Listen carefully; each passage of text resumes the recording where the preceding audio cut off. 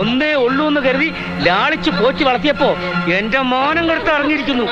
കൊല്ലി ഞാൻ ഈ പൊട്ടിച്ച് കഷ്ടപ്പെട്ടുണ്ടാക്കിയ സ്വത്താ. കണ്ടത് നിങ്ങളെ കൊണ്ട് ഇത് ഞാൻ തീറ്റിക്കൂല. എന്നെ അനുസരിക്കാൻ പറ്റിയില്ലെങ്കിൽ ഒറ്റ നമ്മെ മോള് ഇവിടുന്ന്. പക്വതക്കുറവുകൊണ്ട് അവളെന്തെങ്കിലും പറഞ്ഞെന്ന് കരുതി താനിങ്ങനെ കള്ളും കുടിച്ച് വാശി കുടിച്ചാലെങ്ങനെയാടോ? അതെ, വാശിയാ, വാശി. എനിക്ക് അവളെ വേണം.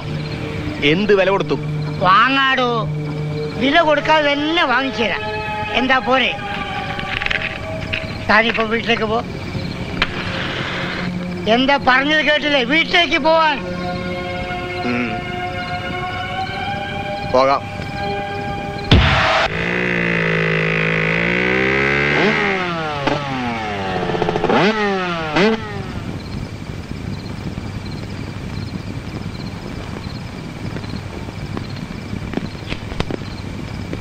ഒന്ന് പരിചയപ്പെടുത്താൻ വന്നതാ. Meet miss Murali. ദൂതുമായി ചെന്നവൻ കാമുകനായ കഥ പറഞ്ഞപ്പോൾ വ്യക്തിയെ പരിചയപ്പെടണമെന്ന് ഇവനൊരു മോഹം. How is he? Super hero. ഒറ്റ നോട്ടത്തിൽ ഏത് പെണ്ണിനെയും വീഴ്ത്തും. പക്ഷേ ഒന്നുണ്ട് കാര്യം, ഒളിങ്കൊമ്പിലെ പിടിക്കൂ. വലിയ പഠിപ്പുള്ളവനാ. കോടീശ്വരനായ ഗോപാല മുതലാളിയുടെ മോളെ പ്രേമിക്കാൻ എന്ത് യോഗ്യതയാണ് നിനക്കുള്ളത്? ആയിരങ്ങളും ലക്ഷങ്ങളും പുസ്തകത്തിൽ എഴുതി പഠിച്ചതല്ലാതെ നേരിൽ കണ്ടിട്ടുണ്ടോ? കൈ കൊണ്ട് കറൻസികൾ എണ്ണിയിട്ടുണ്ടോ?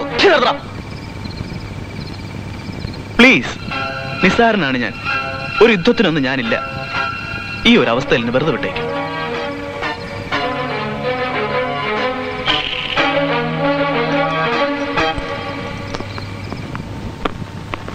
നമസ്കാരം.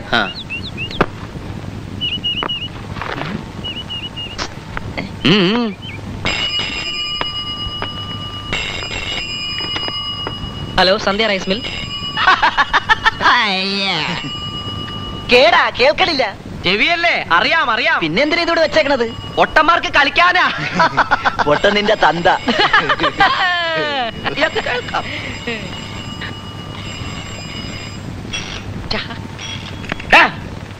എവിടെ അമർത്തിയാലും അടിക്കാന്ന് നോക്കുകയായിരുന്നു.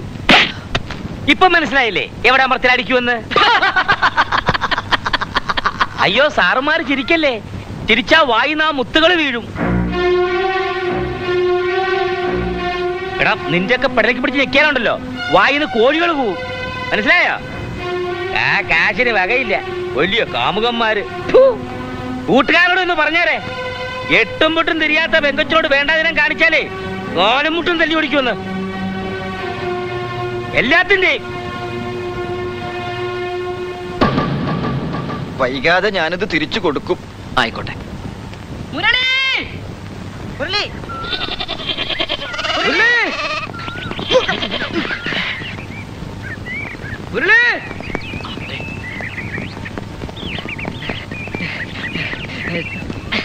മുരളി, കള്ളനെ കിട്ടി. മനു കൃഷ്ണൻ സാറും പ്രസിഡന്റും മുരളിയുടെ ഒരു ചെരുപ്പ് മോഷ്ടിച്ചോണ്ട് വന്നോന്ന് പറഞ്ഞപ്പോ ഇങ്ങനെയൊക്കെ സംഭവിക്കുമെന്ന് ഞാൻ കരുതിയില്ല. പറയണമെന്ന് പലവട്ടം കരുതിയതാ. പക്ഷേ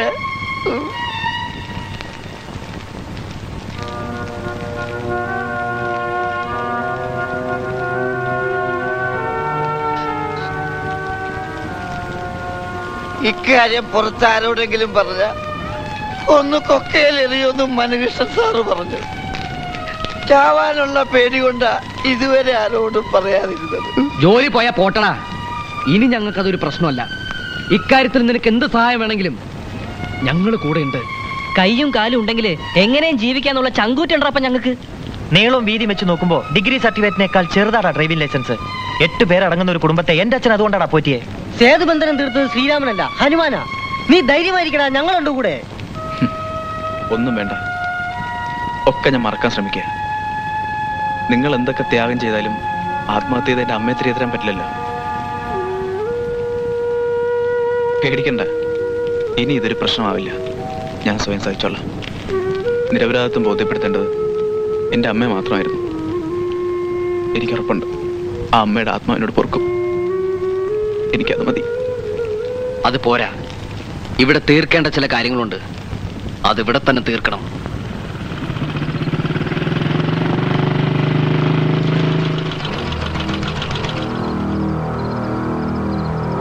ഇനി ഇതൂടെ ബാക്കിയുണ്ട്. ഒരു ചെരുപ്പുകൊണ്ട് എനിക്ക് നഷ്ടമായത് എന്റെ പെറ്റമ്മയാണടാ. ഇനി ഇതൂടെ വച്ചോടാ പുല്ലേ.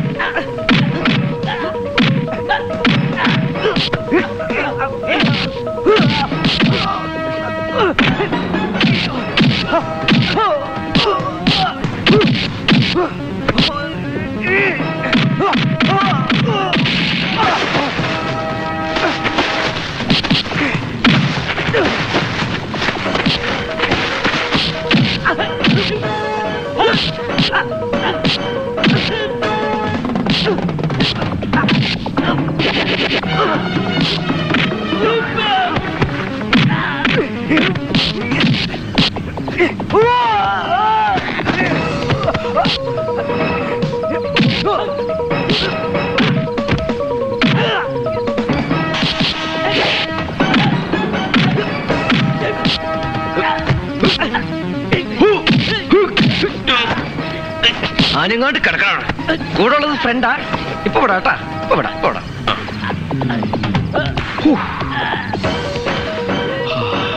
ചുമ്മാ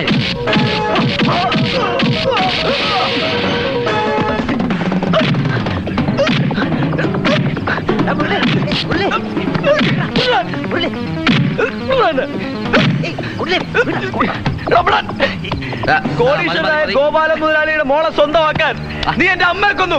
എനിക്ക് വേണ്ട പുല്ല് അവളെ.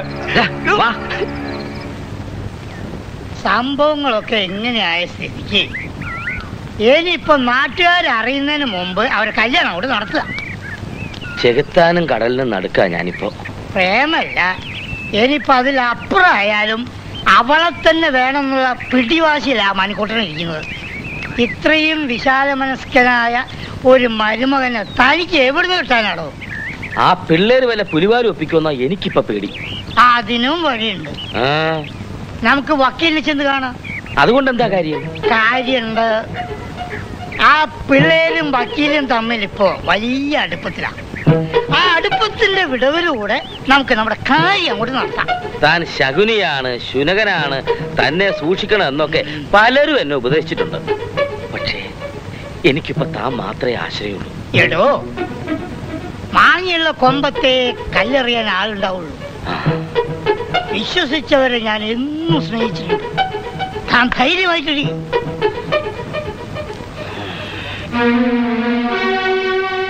ചിലർ കൊതിക്കുന്നു, മറ്റു ചിലർക്ക് വിധിക്കുന്നു. കാലത്തിന്റെ ഓരോ തമാശകളെ.